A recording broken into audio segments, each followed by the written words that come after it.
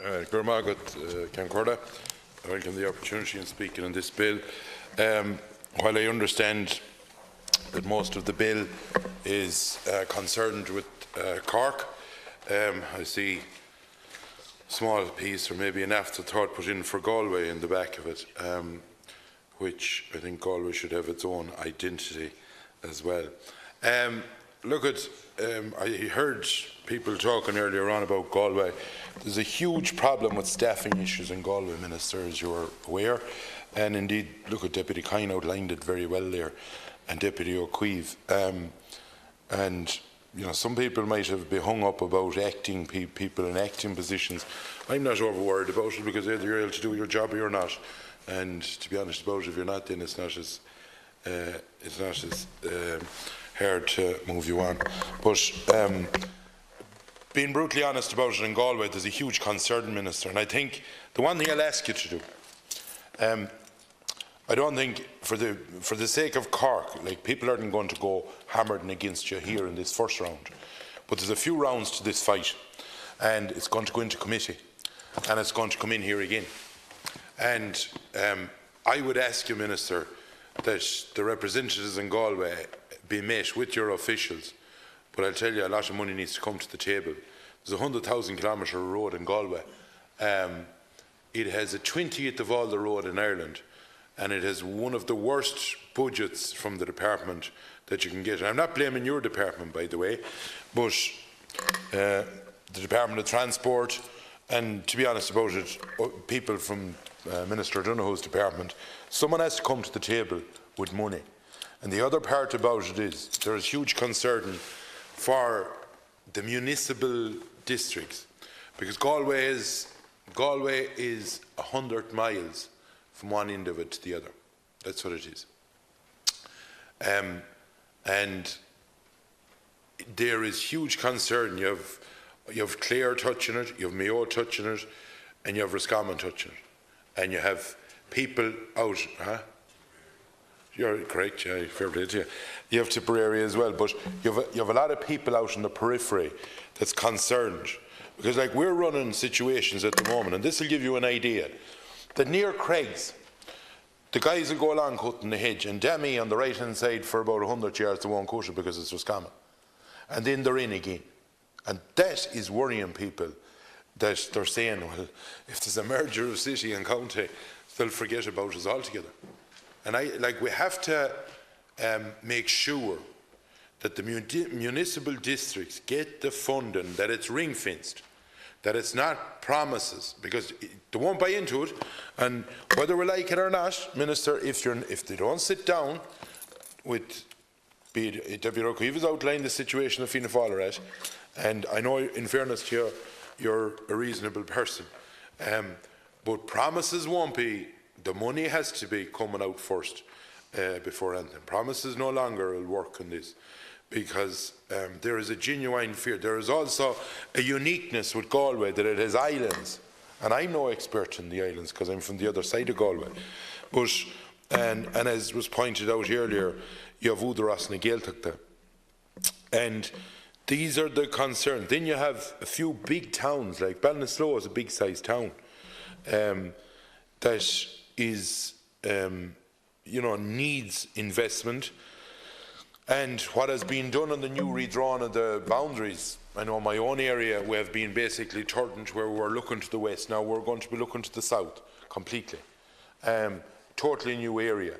And it may be suitable, in fairness, for, it may be a good decision for the likes of that you'll be covered in, say when it's Galway or Roscommon, that the TDs in the area will be covering it. But for the councillors in that area, there's some of them being put into a corner that wouldn't be enough to get a couple of hundred votes with the way it's gone, which is a major problem. In the line of Galway City or Galway County Council, Minister,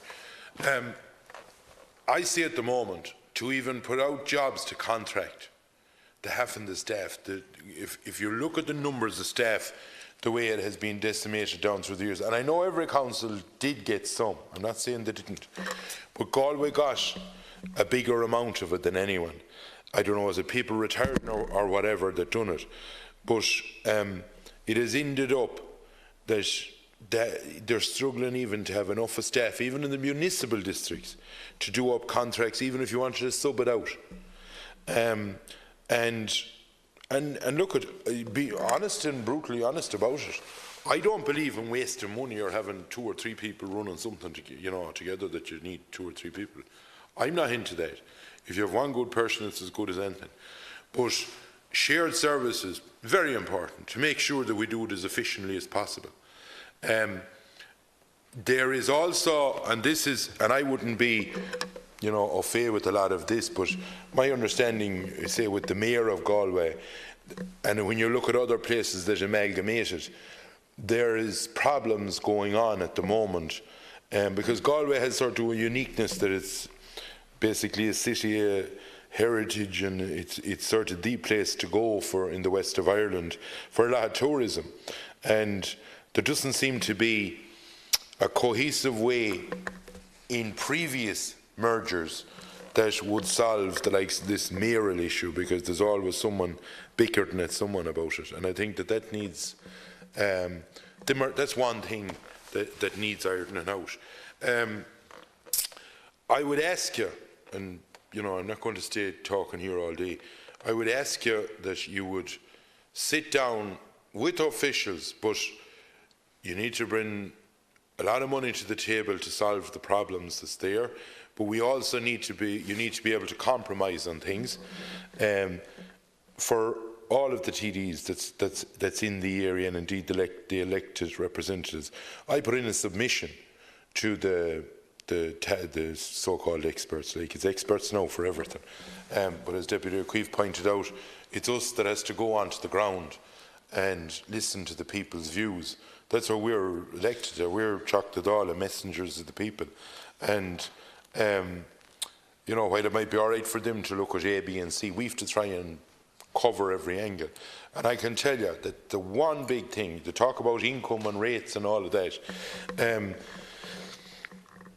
Galway on the periphery, and there's a lot of sides of it on the periphery at the size of it, and those people are very worried that what will happen is they'll get mobbed by the city, and that they won't matter.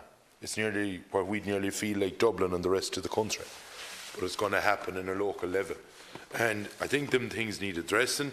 I don't think, in fairness, if you have a sort of an agreement done with Cork, I don't think there'll be many that'll block your first path or your first step up the stairs. But when it comes to the committee, I would ask you first, before it even goes into committee, that you'd meet everyone involved in the Galway constituency to see what can be ironed out or not. Like Deputy Kine, he's with you in government, and in fairness to him, he highlighted a lot of sensible things there and a lot of problems, and he's on the ball. And this isn't political, this is about doing things right. So that's all I have to say, and Goramahagut. One other thing, Minister, I know that you're in Monksland. These things, and I think there's one in your own county, Waterford, Kilkenny, that the sooner you make an announcement on them and just kill it for once and for all. I know you're going to kill it, or I hope you're going to do it, but this crack of Roscommon and Westmeath, I would hope that you'd bring in whatever announcement you have to do, to just, instead of lingering and wondering, that to be, just put to bed once and for all, and that Roscommon stayed in Roscommon and Westmeath stayed in Westmeath. Gormahagat.